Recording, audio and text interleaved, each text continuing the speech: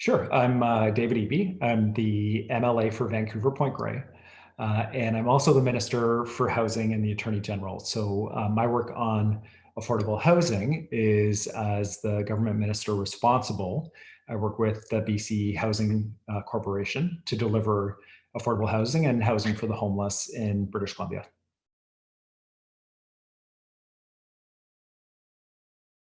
The MLA role is a really interesting one. I'm the connection between the people who live in the geographic area that I represent.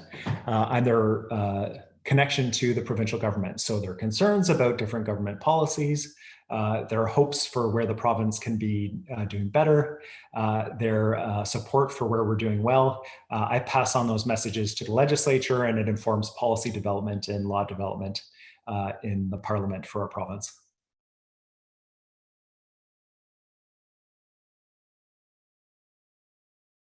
When you're talking about my home of Vancouver, the housing crisis has a bunch of different faces depending on people's lived realities. And so for some people, the housing crisis means they're sleeping in a park in Strathcona right now and because there's not enough places for people to go.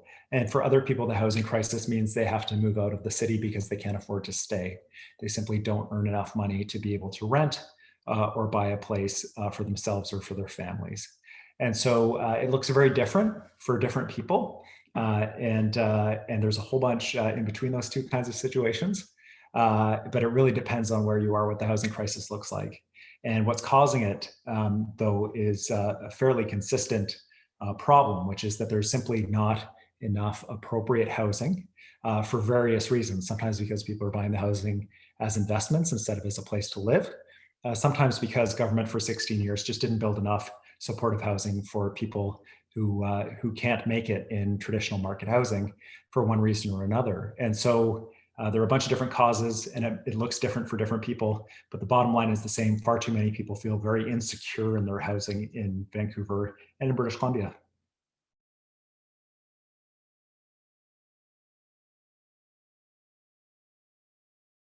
Well, the steps are pretty challenging because when you're talking about housing, there's a fairly lengthy period of time between having the idea, okay, we want to build more housing, and actually having someone put a key in a lock and open the door to their new home. And so for people who are currently living in the park in Strathcona or living in the parks in Victoria or living outside up the valley or otherwise, we're investing billions of dollars in housing and supportive housing to get them inside. And so for Victoria and Vancouver, there are urgent response plans in place where we're hiring staff for supports, where we're identifying and retrofitting places to get people inside as quickly as possible as we build new housing so that they can move from those temporary spaces into long-term homes. And then for people who are trying to find rental housing or a place to own for themselves and their family in a different way, then we're partnering with developers in some places and with cities in other cases, with both in order to ensure that there's enough rental housing built and that there's affordable housing that's built for people. And there's a bunch of different ways that can happen. And so we're exploring different approaches through different pilot projects.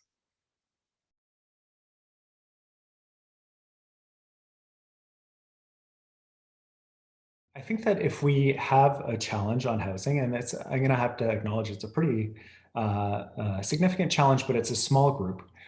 There are people who don't really understand sometimes why people are living outside, or they don't have a lot of sympathy for people who are living outside. They're like, "Why? I don't understand why. Why don't you just move somewhere else? Why don't you pull yourself up by your bootstraps?" Whatever their perspective is, they just don't have a lot of empathy or concern about how someone may have ended up in this situation. And one of the things I've learned in working with people who end up living outside is um, that really it's a combination for most people of multiple tragedies. Their life stories are incredibly sad. And these are people that have really tried and they've been subject to a lot of trauma. And so I think if there's one thing to understand about people who are living outside, that it's through no fault of their own. They didn't make the decision to have a life like that. This is something that happened to them, whether they were a child in care, essentially raised by the government and then left to fend for themselves, whether they were abused by parents or caretakers, whether they have a serious mental health disability, whether they experimented with drugs and then or had an injury and were introduced to opiates and then got into heavier drugs. All of these things, all of these very sympathetic stories are helpful for people to understand. And the second piece that people need to understand is even if we wanted to, we couldn't move everybody indoors right now because we just don't have enough spaces or enough staff to support those folks so that they can do well when they're moved inside.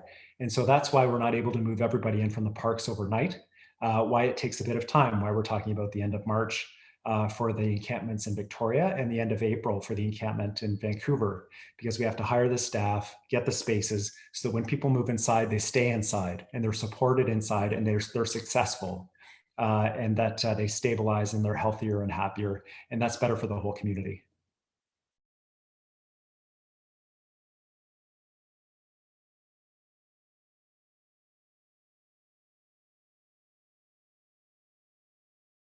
I agree with the statement that until we get a handle on the reasons why people become homeless and start working more aggressively on prevention, we're going to continue to see an escalation in the number of people who are homeless. And there's a couple major categories of people who end up homeless for various reasons. There's people who are released from hospital, who have been in hospital for a while and they have nowhere to go. People who have been in prison.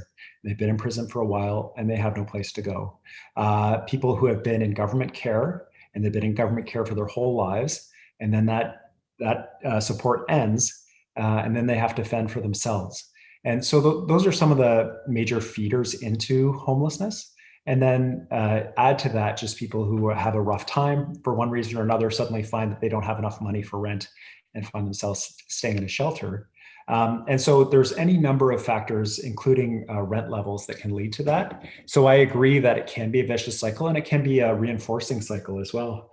And until we address issues like the affordability of housing, and by increasing the availability of rental housing in different ways for people to own their housing and increase the availability of supportive housing, we won't be able to really make headway in this problem. So part of it I agree with, but I don't think it's the whole story.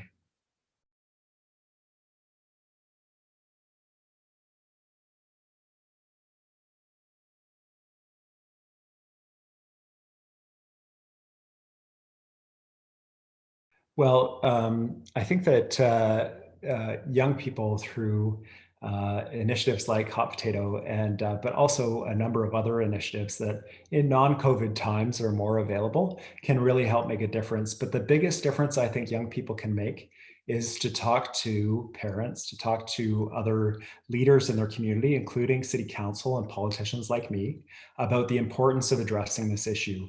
One of the things I've noticed in taking on this job is that there's a real opportunity for people who support the idea of housing the homeless, of providing supports to them in housing. There's a real role for them to come out to their city councils when there's a development proposed for their city and to say, I support this. I want people to be inside. I want them to be supported. And I'm glad for that to happen in our city, in our neighborhood, because I'd rather see that than see people sleeping in doorways in our community. And so I think that's one of the biggest contributions young people can make is to stand up and say, I support getting people inside. I support this kind of action.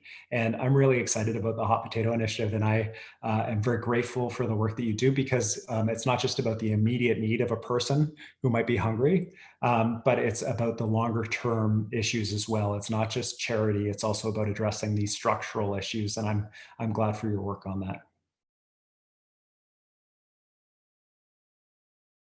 I'd ask people who are watching to maybe think about how important it is to have a place to live in terms of just organizing your life and to be able to do the things you need to do to get ready for your day, to go to school or work, to have a place to come to at the end of the day, to get a good night's sleep, to feel safe, to know that you're safe and your family is safe and protected, and how it's really hard for people who are outside to do those basic things if they don't have a roof over their head, and that's why it's such a priority. I'm incredibly grateful that you invited me on your interview here, and I'd love to do it again sometime.